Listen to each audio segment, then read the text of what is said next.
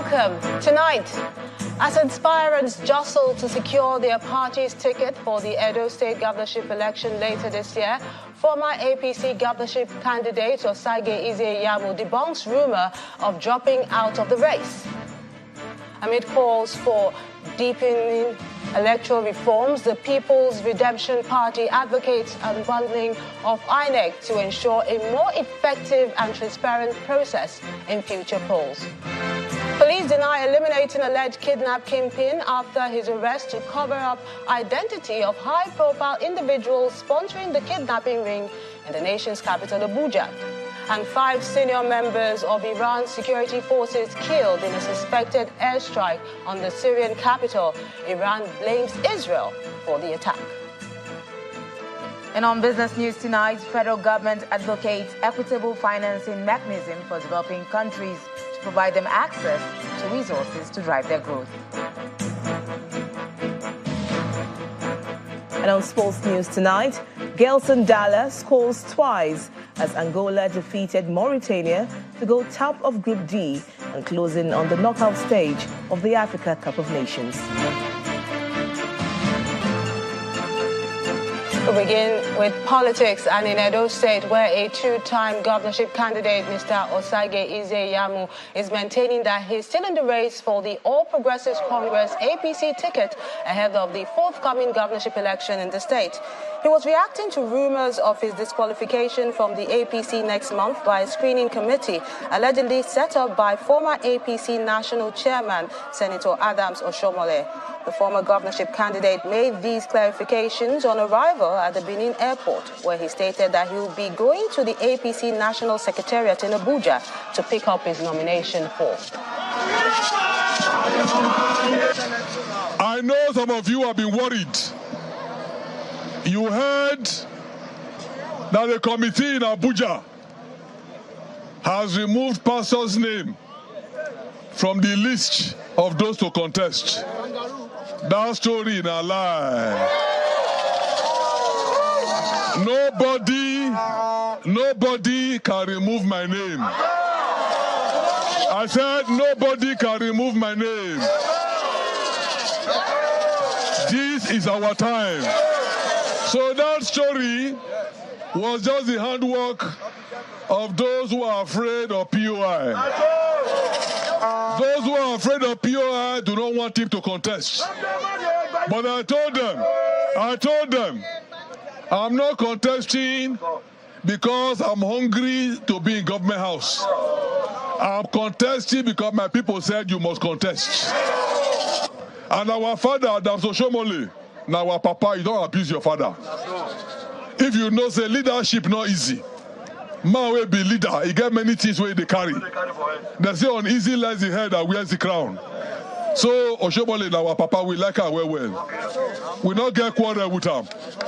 We not get quarrel with him. If papa not do correct thing, we also know how we take correct him inside house. Not before public. We not go disgrace our leader. We not go abuse our leader. But we know where we go. And by the grace of God, we go get there. While as part of measures to improve the nation's electoral process, the leadership of the People's Redemption Party, PRP, is advocating the unbundling of the Independent National Electoral Commission, INEC. According to the PRP, this is to pave way for the establishment of an independent body that will be responsible for the registration and management of political parties, as well as the prosecution of electoral offenders. The national chairman of the party made the call at a news conference in Abuja, where he also faulted the current method of appointing INEC national commissioners. We'll tell it for an excuse for crime.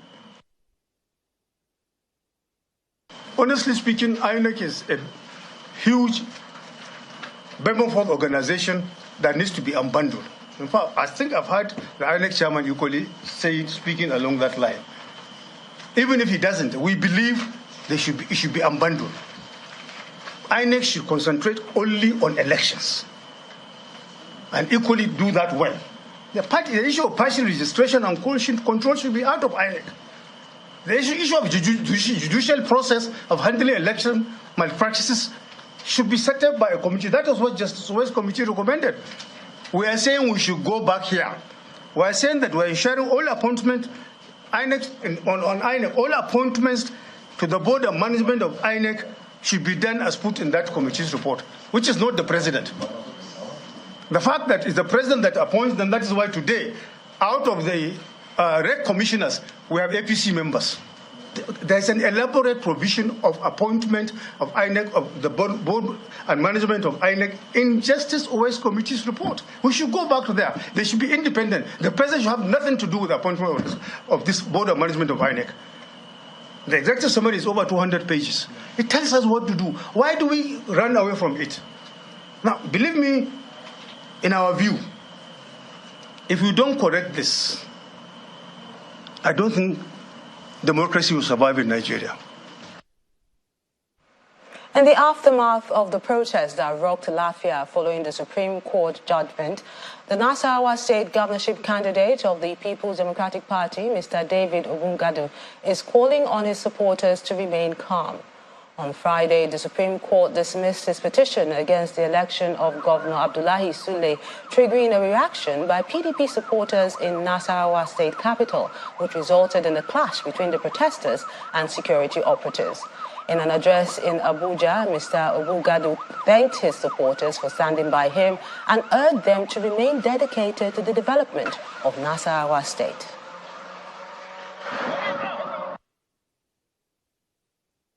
Your commitment to the principles of democracy, justice, and the ideals we hold dear has been truly inspiring.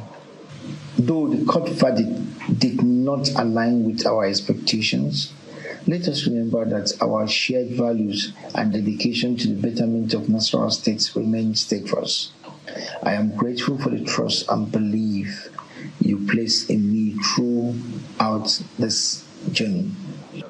Your support has been a source of strength, and I am honored to have had such dedicated supporters by my side. As we navigate the path forward, let us continue to uphold the spirit of unity and resilience that defines our state and country in general. Together, we can contribute to the progress and development of Nasarawa State irrespective of the challenges we may face.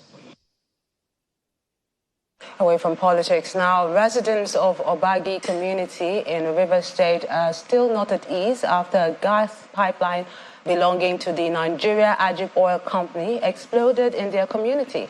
Although there were no casualties in the explosion which occurred on Wednesday evening, the incident is coming less than a month after another explosion claimed 19 lives in Omoku West of the same council.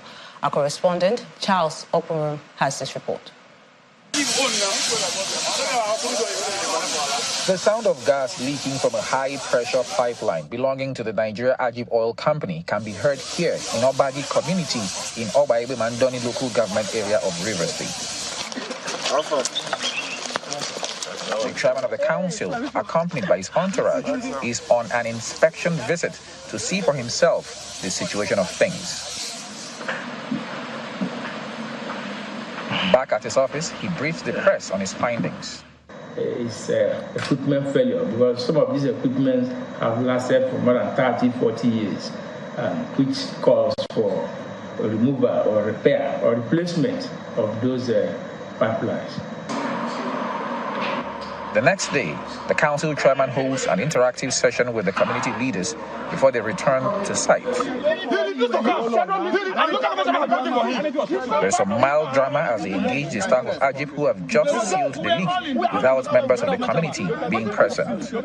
The traditional ruler explains that the gas leak has persisted since June 2023. On Monday, these leakages came very wide and there was fire everywhere. The ground and the houses started shaking. Everybody started running out. The following morning, Ajib came. That was when they told us that that line is their own. Now they stopped the line, and now the line is off. Some of the villagers, however, lay the blame squarely at Ajib's doorstep, accusing the company of negligence. It has been a series of one problem from Ajib flow station there. Even in the flow station there too, Obagi has land. We are landlord of that flow station. Ajib has not treated us one day like their landlords. The company is yet to make any formal statement on the incident. This is Udeta farmland in Obagi community in Oba, Ibimandoni local government area of River State. Barely 30 days ago, we were here in the local government for an explosion that claimed lives somewhere in Omoku West. Sadly, we are back here again for something similar. Now, you can't see this, but just somewhere underneath the sand is a gas pipeline which the natives of the community say exploded 2 days ago and has literally incinerated the area around. Ajip Oil Company, who are the owners of this pipeline, are yet to comment. But it's safe to say that the natives of Obagi are not happy as they call on the government to intervene. From Obagi, in Oba Ibemandoni local government area of River State, Charles Oporum, Channels Television News. Over 24,000 litres of petrol stored in more than 800 jerrycans have been intercepted by the Nigerian Navy while being moved to Benin Republic. According to the commander, NNSB Croft, Commodore Kolawole Oguntuga, the interception, which took place close to the border with Benin Republic, was made possible by intelligence reports. He adds that efforts are ongoing to track the perpetrators who fled the scene of the crime.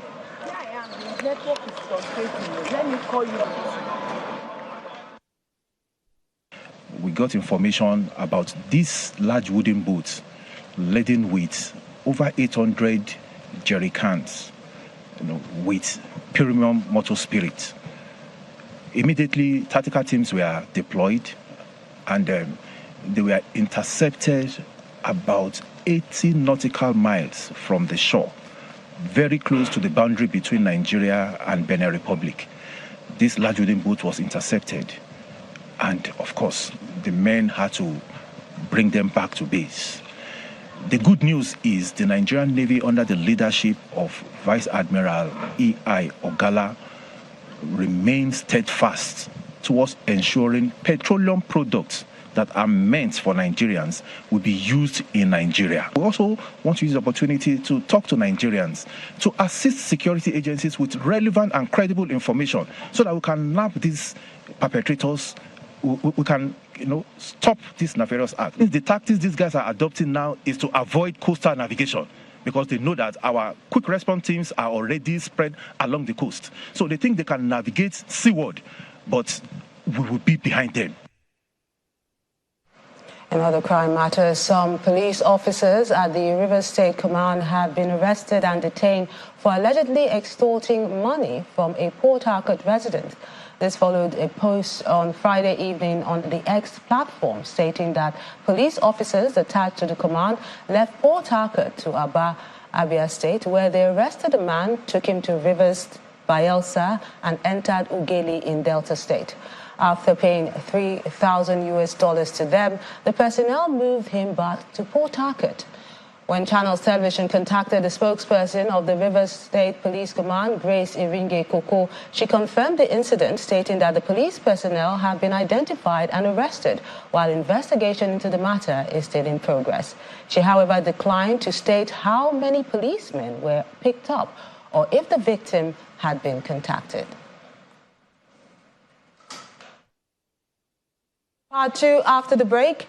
The Enugu Capital Territory Development Authority moves to stop development of an illegal property said to have served as kidnappers' den at the Centenary City. That's in a moment. Join us again.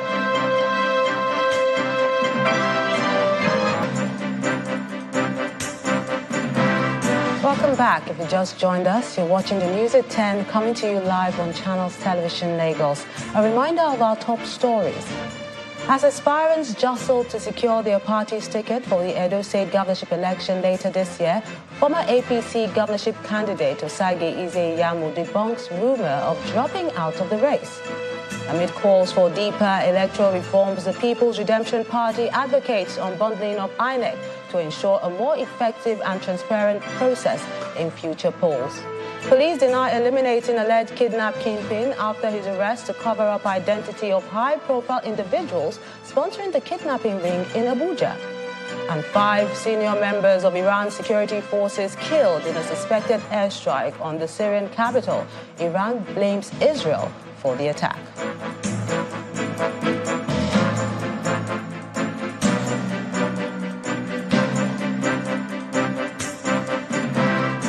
Still talking security matters, the police have faltered insinuations in some quarters that they deliberately eliminated a notorious kingpin, Mr. Chinasa Philip, to cover up the identity of some high-profile individuals sponsoring a kidnapping ring. Addressing journalists during the parade of suspects for various crimes, the police spokesperson, Mr. Muyiwa Adejobi, assured citizens that the police are putting in place measures to curb criminal activities. Our correspondent, Dele Omoyeni, has this report. Am I right? On Thursday, the 18th of January 2024, the police had arrested a notorious kidnapper, Chinasa Philip. But shortly after the arrest, various rumors began to circulate about issues surrounding the operation. However, the first public relations officer uses the parade of some suspects to clear the air. Chinasa Philip, Okoye Michael, 28 years, male of Zauda village, Abuja. This is the case that already gone viral, but we are here today to clear the air and of course puncture some insinuations that the police has killed this young man to silence him and cover some facts. This time around, with the launching of SIS, the game has changed. There's no need to do cover up for anybody. There's no need for us to deceive Nigerians when we have cases like this. So for those who have been peddling rumors on social media, listen carefully now. He's still alive there on a stretcher because he was hit by the bullets during the operation. But he's there on the stretcher, gentlemen of the press, you can see. He also parades other suspects for gun running, armed robbery, and banditry. Magaji Everest, male, he has sold guns in hundreds, and that is the truth. We have recovered some of the guns and the ammunition. Those are the pistols we are going to see on the deck there. We are going there shortly. We have recovered. We continue to recover. We know the work with some cartels, with some agents and gangs again. We are going to get them. And for those who fabricate again for them, we are going after those who are fabricating these guns. The police also used the opportunity to appeal to Nigerians to properly profile those who they rent out their properties to, as kidnappers now rent apartments and act as informants to criminal elements in the neighborhood. Delia Moyeni, Channels Television News. In the meantime, the traditional ruler of Obi-Orodo in Batoli local government area of Imo State, His Royal Highness Samuel Ohiri, has been recounting his ordeal after 12 days in captivity. The former chairman of the Imo State Council of Traditional Rulers told our correspondent that the experience was harrowing while in the kidnapper's den. Welcome back, my king. Welcome back, my king. You are a hero. You are a hero. It was on Saturday morning. I was coming back from my brother's house around 8 a.m. or sometime thereabout. I was in the company of another brother when just as about entering the road into my palace here, the dog crossed us and then took me away. And the rest, is history. It was very harrowing and very sad, ugly experience that you never wish anybody. Very scary and tormenting, honestly. Puts you into a lot of mental distress. But at the end of the day, I thank God Almighty that I'm back home. I mean, many people went through that and never came home alive, never lived to tell the story. So it's all the Lord's doing. So I'm just grateful that I'm alive, because initially I didn't think that I was going to make it alive back home. Staying with issues of kidnapping, the Enugu Capital Territory Development Authority, ECTDA, says the enforcement operation it carried out on Friday was to stop the development of an illegal property that served as a kidnapper's den. According to its chairman, Mr. Uche Anya, the agency, in the course of its operation, noticed that some properties, including the one belonging to a comedian, which is trending online, had no title or approval from the appropriate authorities and may have been sold to them by land grabbers. He noted that in October last year, the agency marked the affected properties and issued notices for them to regularize their properties, but this warning was ignored. No person or body shall carry out any development or municipal service within the Capital Territory unless such development or municipal service has been approved in writing by the authority. However, whereas the current Capital Territory leadership is determined to stop unauthorized developments and carry on with urban master plan restoration and renewal process, including those initiated by successive administrations, we took the initiative to mark the affected properties as far back as October 2023. We issued notices. We gave them opportunity to come and revalidate whatever they want to do so that we can know who they are. The video of a marked but undemolished property trended by the developer on the social media falls into this category. In fact, that particular video validates our position because the video shows his house untouched. So it validates that developed properties, that we are even giving them a fifth chance. Meanwhile, it is to be made clear that ECTDA operation was based on intelligence report. We had an intelligence that there is an isolated part of Centenary City where kidnappers are operating. We reported to the security agencies, and we were here with the full complement of the state security agencies, the police and the other sister services. Although this building is not fully completed, the criminals had already mounted sophisticated surveillance equipment, such as CCTV camera. I'm sure you've seen their posts, such as CCTV cameras, and we were able to recover right inside there more than a dozen dangerous weapons. To other matters now, potable water for all is one of the United Nations Sustainable Development Goal target in Africa and the world at large. However, most communities surrounded by water in the oil-rich Niger Delta region in the country suffer from lack of clean water. Our correspondent Deborah Agbalama toured some of these communities and has this report. Potable water is a very essential amenity that man cannot survive without. It is needed by every member of the society, regardless of their class, and the provision primarily the responsibility of government. But sadly, for the people of Greenama in Okrika LGA and most communities in Nasarawa LGA, as well as other rural communities within River State, potable water availability remains a wish.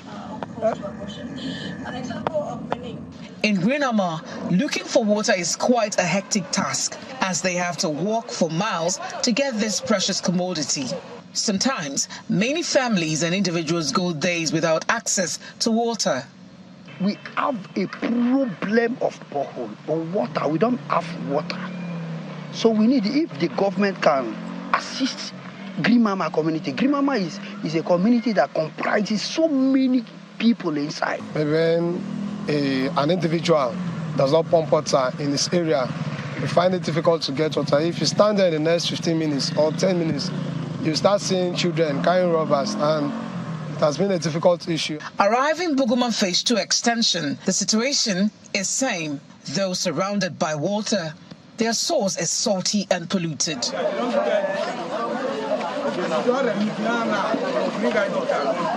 But the case is different in the Electoral LGA, where the local government makes provision for drinkable water in Ido and Buguma. We are drinking water, a very clean water, and in this dry season. Other local government don't have that, but our chairman is trying. We speak to the local authority on why Ido and Buguma enjoy good supply of water. From Ido, we sink the borehole because the Riverine community has to get a good water is very difficult, despite we are in a riverine. Because of this is saltwater area. Of course, you know that the saltwater is iron water, it's not drinkable. But to have water in a table ground like this is very difficult. So we have the best water we have is in Ido, this area. To know what the state government is doing as regards to distribution of water in the riverine areas, we visit the River State Water Corporation. On arrival at the Corporation Station Road office, we were told the facility is undergoing reconstruction and were directed to go to the Rumala office. At the Rumala office, we were denied access as the security guards insisted we needed to have a contact person from the inside. We also made efforts to get to the River State Commissioner of Information to share the plans of the state government on solving these age-long potable water challenges in the absence of a Commissioner for Water Resources. It was, however, futile, as he said he was unavailable to comment on the matter at that time. The problem of potable water supply in riverine rural communities persists. Will the government do something about this? As the local authorities say they do not have the resources to be able to fix this problem. That question is for the federal and state governments to answer. Deborah Balama, Channels Television News. To health matters now, the Director General of the National Agency for Food and Drug Administration and Control, NAFDAC, Professor Mojisola Adeyeye, says Nigerians can now make informed decisions about medicine when they consume it with the availability of an e-book known as the Green Book. She made this known during the launch of the book in Lagos, which she says will enable citizens to verify drugs before use. This innovative initiative is not only streamlining information, but also empowers healthcare professionals. And I'm happy that ACPN is here, PSN is here, and also empowering the public to make informed decisions about the medicines they prescribe, dispense, and use. By consolidating detailed data on registered products, the Green Book ensures that accurate and up-to-date information is readily available, accessible, thus fostering a more efficient and accountable healthcare system. Today's launch is a collaborative effort between NAFDAC and various stakeholders, underscoring the importance of partnerships in advancing public health. Still ahead on the news at 10, federal government seeks equitable financing mechanism for developing countries to provide them with resources to drive growth. That's on Business News. Join us again. Welcome back. The Lagos State government has announced that the ongoing construction of the new Marseille Children's Hospital will be completed next year. This promise is coming from the Commissioner for Health, Professor Akin Abayomi, when he visited the construction site. According to him, other critical health facilities are also under construction in Badagry, Ekpe, and the overall goal is to attract Nigerian medical specialists abroad back home. Massey Street Children's Hospital is a popular pediatric healthcare facility in Lagos State, a name that rings the bell, especially for those who reside in Lagos Island, where the hospital has existed for decades. Call it the home of babies, you may not be wrong. The journey of this healthcare facility started way back from 1914, when a family donated their property for a children care and maternity center. The current medical director of Massey Street Children's Hospital, Dr. Falakemi Iruoleojo, explains how the 92-bedded hospital operated back then and now. Massey Street Children's Hospital is a legendary hospital. It was established in 1914 by a family that decided to give back to the society out of what they had been blessed with. So this was just a building, and then the family decided to turn it into a dispensary, and they gave it to the state to manage it. So it was a dispensary from 1914 to 1926. From 1926 to 1961, it remained as a maternity center. However, in 1961, the Lagos Island Maternity was established, and Massey ceased to become a maternity center. It remained as a child care center. Referrals from neighboring states find their way to this specialized hospital to get the best health care services for their children from a pool of well-trained medical personnel.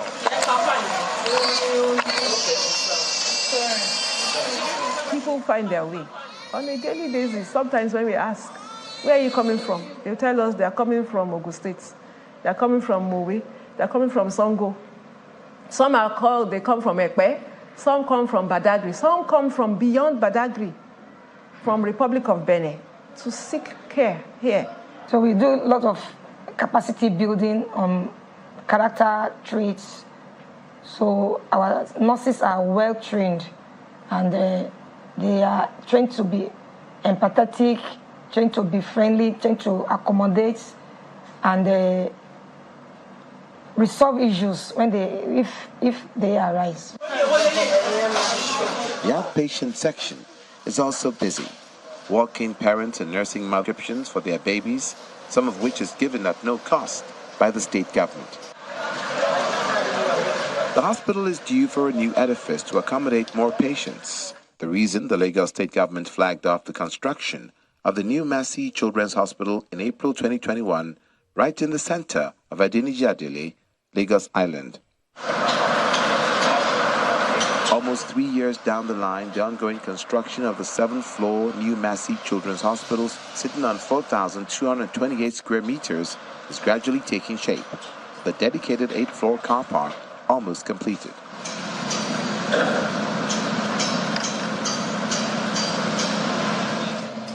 The State Commissioner for Health, Professor Akin Abayomi, who is in charge of the project, is on site to see the extent of work done. According to him, the 130-bed pediatric hospital will be the largest children's healthcare facility in Nigeria that will address all health crises relating to children and will be completed next year. We're actually standing on the hospital. We're on the 3rd floor now. What you're looking at behind me is the multi-level car park, which will park up to 310 vehicles. As you know, we're in the center of Lagos. You know, car park is a premium. So part of the design of this hospital was to make sure that we had adequate car parking. So we're standing on the hospital.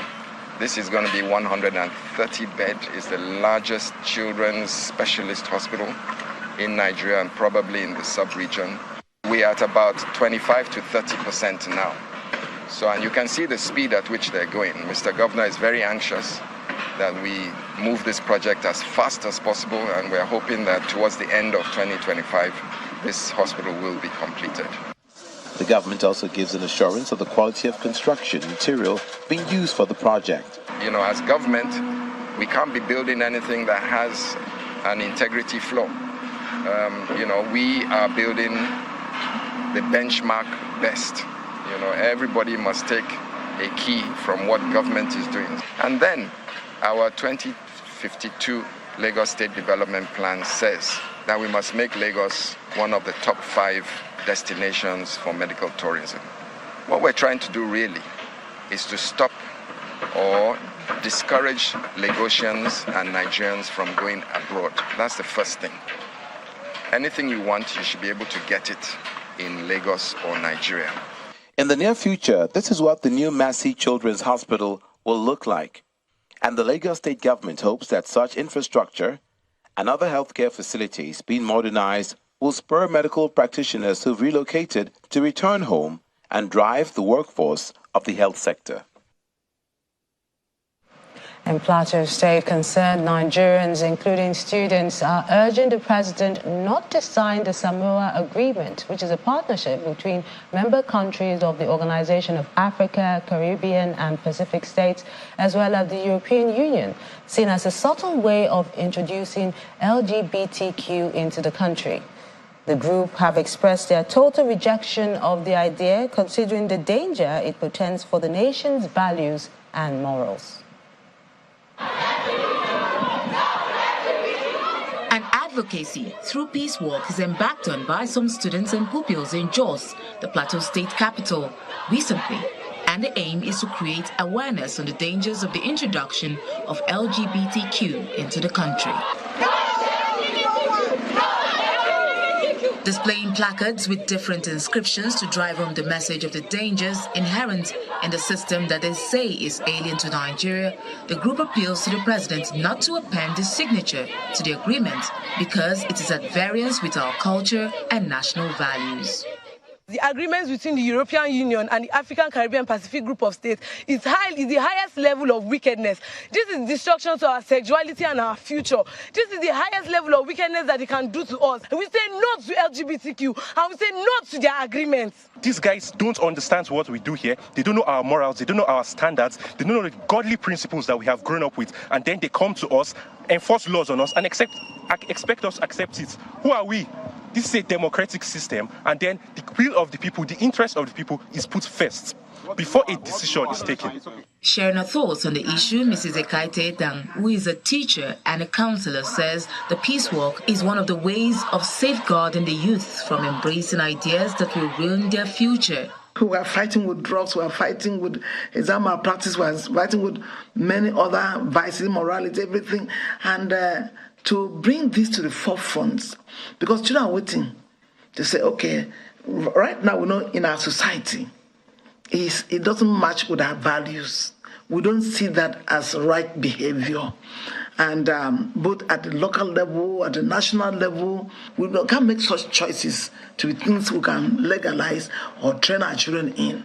Meanwhile, the National Orientation Agency, through the state director in Jos, believes the issue will not stand the test of time. So for me, this gay issue is a completely alien thing to us as Nigerians, and to my mandate too here in National Orientation Agency. For me as an African, I would talk from this point also, that as an African, we have values, and our values do not include the marriage of a male to a male or a female to a female. And then, so funnily enough, you want to see the adopt kids. Where do they get the kids from?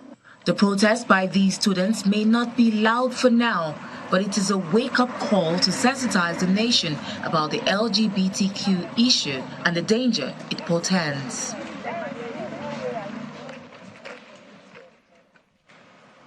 Now let's find out what's happening in the world of business. Willie Bong has details.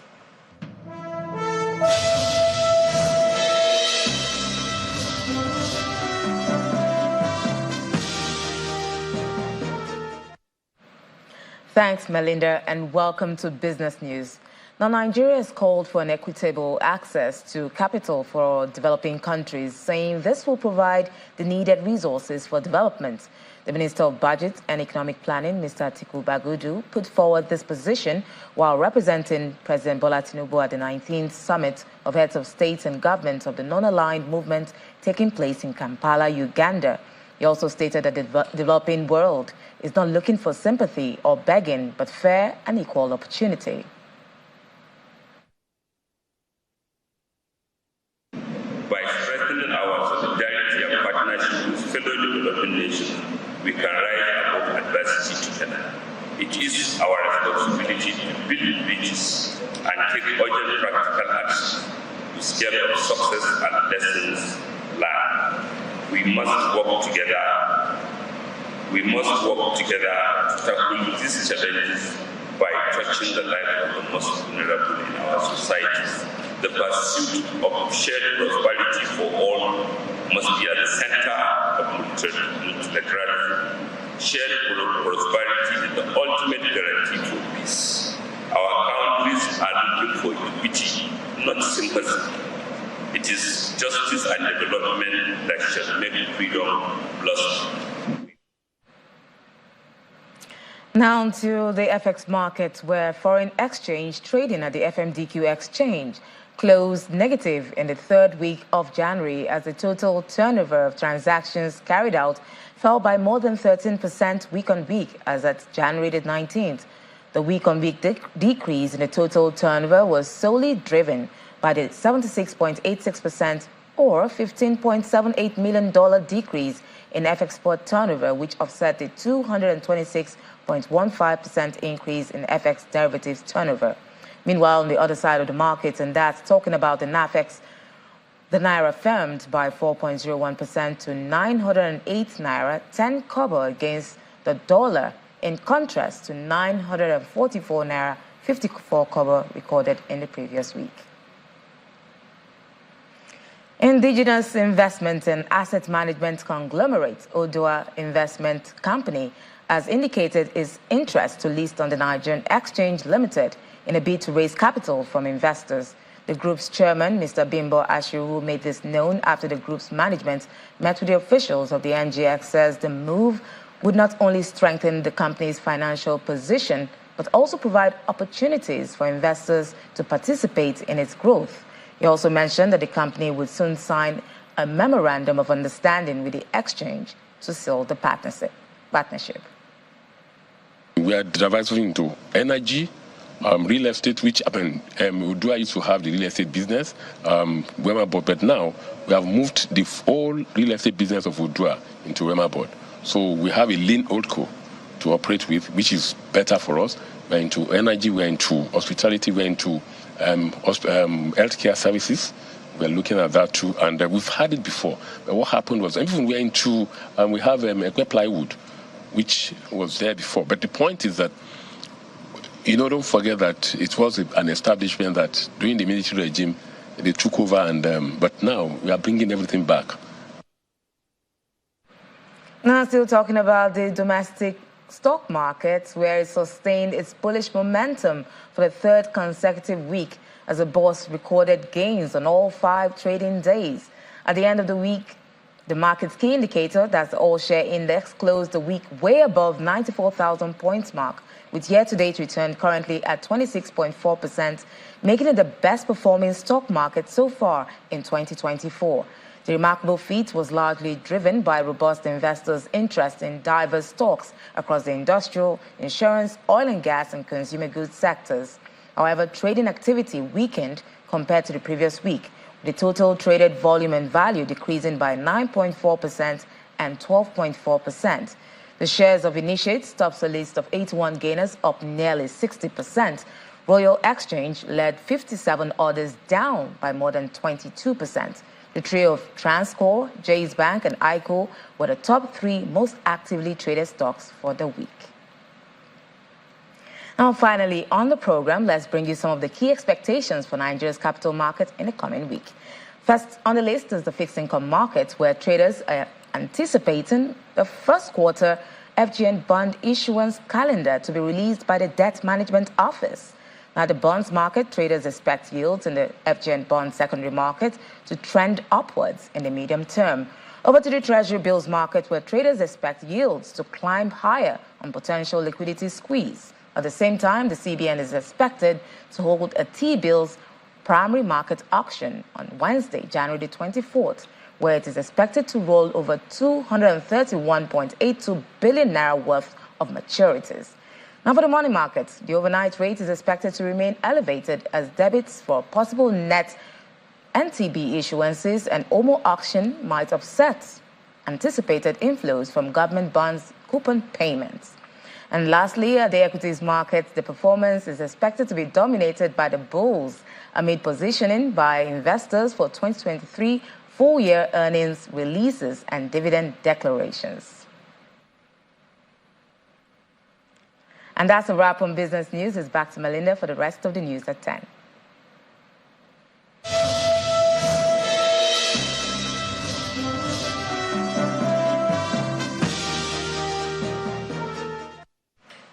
Many thanks, Will.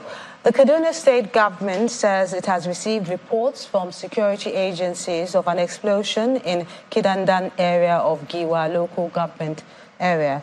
According to preliminary reports from the traditional institution and security agencies, one of the pupils learning under a local cleric picked up an object from the bush, which later exploded amongst his classmates. A statement by the overseeing commissioner, Ministry of Internal Security and Home Affairs, Mr. Samuel Aruwan, says one Zaidu Usman has been confirmed dead, while about 10 injured victims are receiving treatment at the Ahmadu Bello University Teaching Hospital, Shika. Meanwhile, in Kuriga village, some persons suspected to be bandits have killed a secondary school principal, Mr. Idris Sumvian, and abducted his wife and baby along the Kaduna-Biringwari highway. An indigent told Channels Television that the bandits stormed the village on Thursday night and went to the victim's house where they shot him and took his wife and child. Confirming the incident, the spokesperson of the Kaduna State Police Command, ASP Mansil Hassan, says the principal was shot while he tried to resist being kidnapped by the bandits who invaded the community to abduct the locals. He, however, disclosed that security operatives are on the trail of the bandits. Now let's cross over to our Abuja studios, where Victoria Longjohn is standing by with the latest from the world of sports.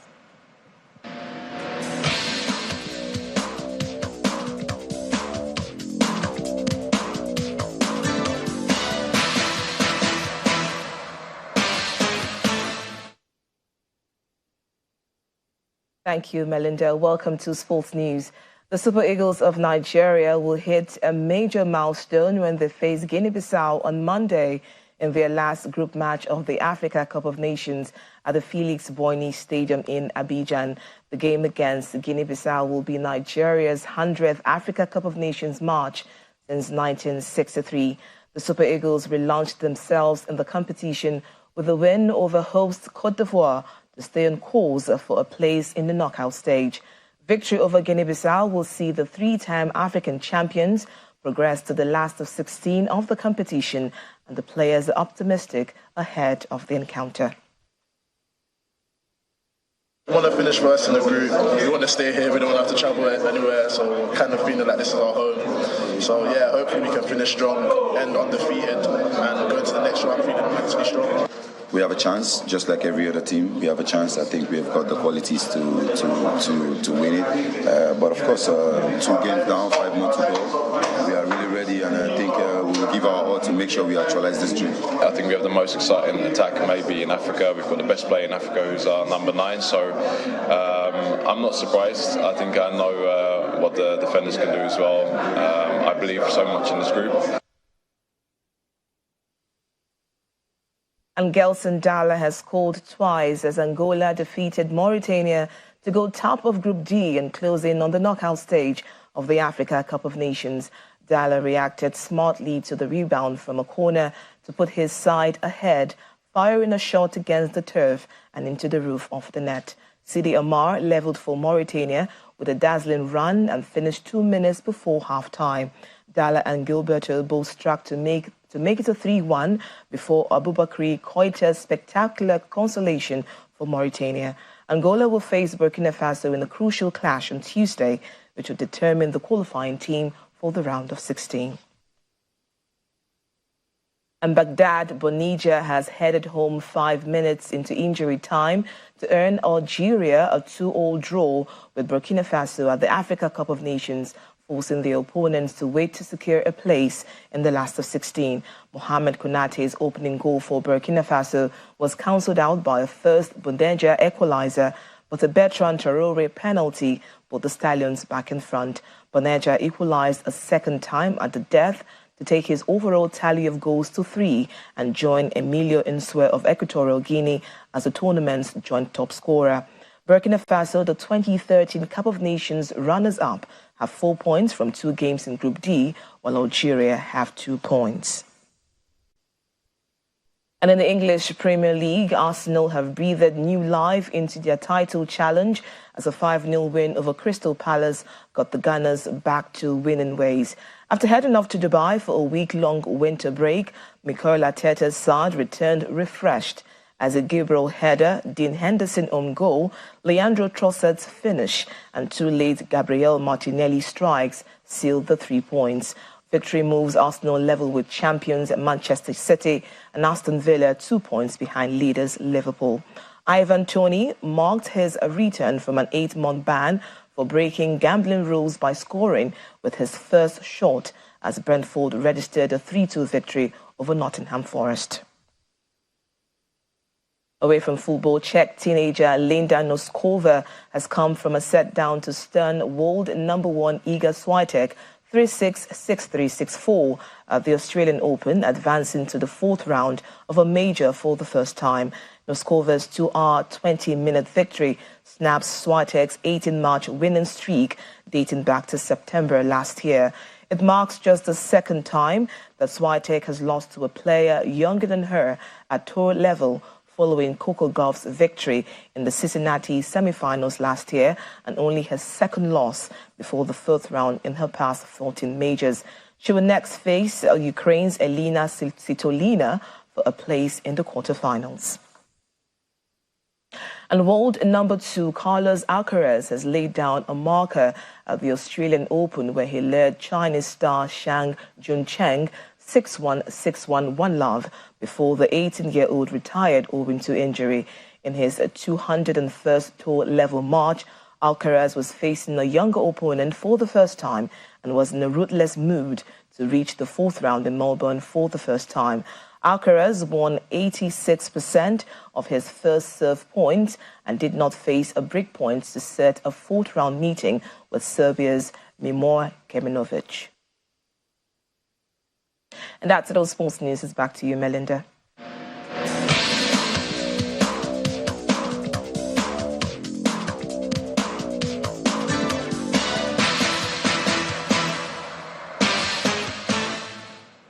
Many thanks, Victoria. On the international scene, an Israeli strike on Damascus has killed 5 people in a building where Iran-aligned leaders were meeting today as regional tensions soar over the Israel-Hamas war. The Syrian Observatory for Human Rights, a British-based monitor with a network of sources inside Syria, said the targeted neighborhood is known to be a high-security zone, home to leaders of Iran's Islamic Guard Corps and the pro-Iran Palestinian factions. The mid-morning strike, which caused smoke to bellow into the sky, was reported by Syrian state media. Civil defense were busy searching for survivors under the rubble of the totally collapsed building. 13 people have died after a fire broke out in the school dormitory in central China. The deadly blaze happened on Friday night at the privately run school, which caters for nursery and primary-age students at a village in Henan province. 1 other person is being treated in hospital and is in stable condition. According to reports, the blaze was extinguished less than an hour after firefighters were alerted. Authorities have detained the manager of the school while conducting investigation. Fatal fires in China are common due to lax enforcement of building and safety standards.